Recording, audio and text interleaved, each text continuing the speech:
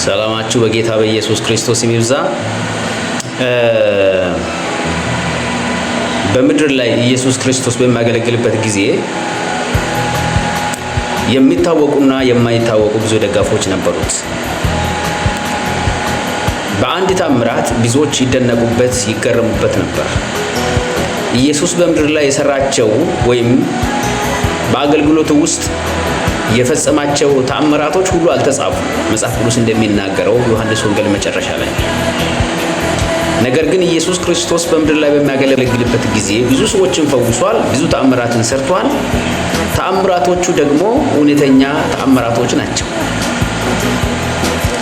ዕውር አይቷል፣ የሞተ ተነስቷል፣ ለምጻን ተፈውሷል።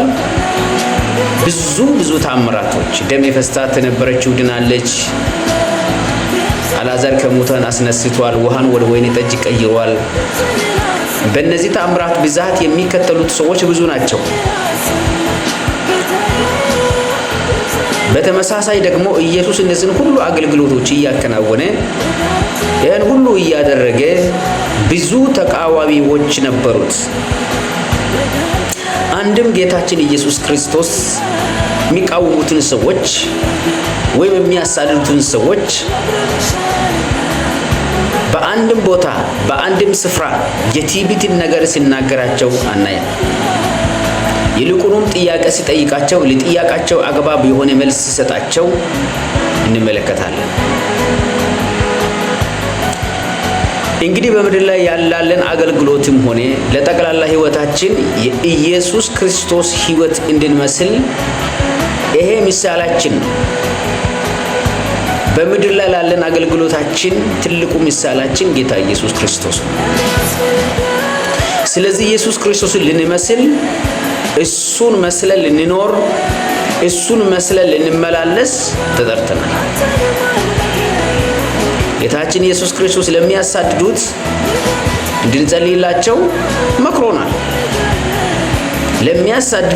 ለሚያሳድዷችሁ ጸልዩ ብሏል። ጌታችን ኢየሱስ ክርስቶስ በተያዘ ጊዜ ሊገሉት በያዙት ጊዜ ወደ መስቀልም ወስደው በመስቀል ላይ በሰቀሉ ጊዜ ምንድነው ያላቸው? አያውቁምና ይቅር በላቸው። አንተ አገልጋይ፣ አንተ ዘማሪ፣ አንተ ሰባኪ፣ አንተ ፓስተር፣ አንተ ቄስ፣ አንተ ወንጌላዊ፣ አንተ ሐዋርያ ከማን ነው የምትማረው?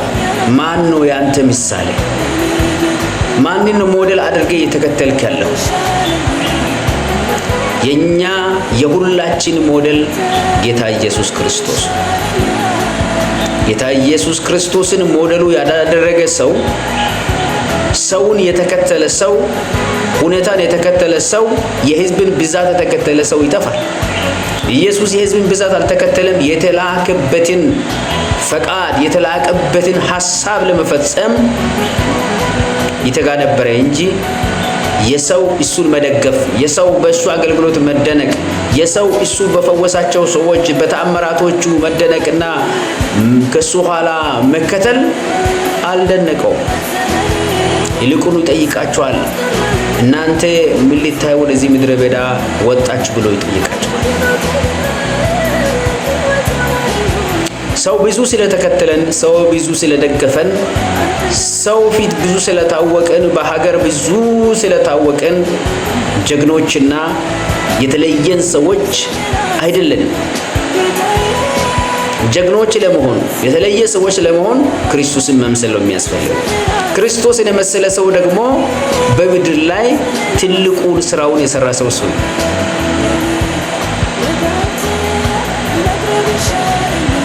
ስለዚህ ክርስቶስን እንድንመስል እግዚአብሔር ይርዳል። እግዚአብሔር ይባርካችሁ።